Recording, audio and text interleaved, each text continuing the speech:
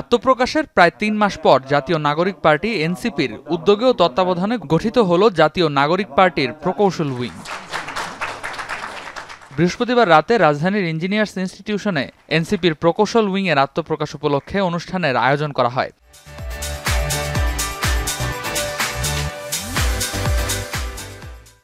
সেখানে এনসিপির প্রকৌশল উইংয়ের কমিটি ঘোষণা করেন দলের মুখ্য সমন্বয়ক নাসিরউদ্দিন পাটোয়ারি। প্রকৌশল উইংয়ের সমন্বয়ক করা হয়েছে শেখ মোহাম্মদ শাহ মঈনকে।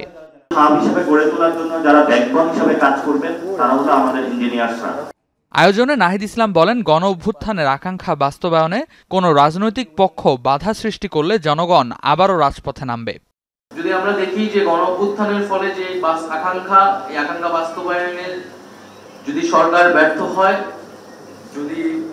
যদি কোনো পক্ষ, রাজনৈতিক পক্ষ সেখানে বাধা তৈরি করে, তাহলে জনগণ আবারও রাজপথে নেমে আসবে। রাজনৈতিক দলগুলোর উদ্দেশ্যে আক্তার হোসেন বলেন, বিচার ও সংস্কারের কথা বাদ দিয়ে শুধু নির্বাচনের কথা বলা হলে জনগণ তা প্রতারণা হিসেবে গ্রহণ করবে।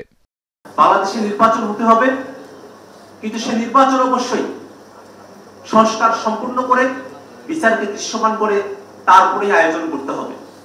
এর আগে বৃষ্টিতে ভিজেই মোহাম্মদপুরের বিভিন্ন জায়গায় পথসভা করেন এনসিপি নেতারা। এ সময় পার্টির সিনিয়র যুগ্ম সদস্য সচিব ডাক্তার তাসনিম জারা সহ কেন্দ্রীয় ও স্থানীয় নেতাকর্মীরা উপস্থিত ছিলেন।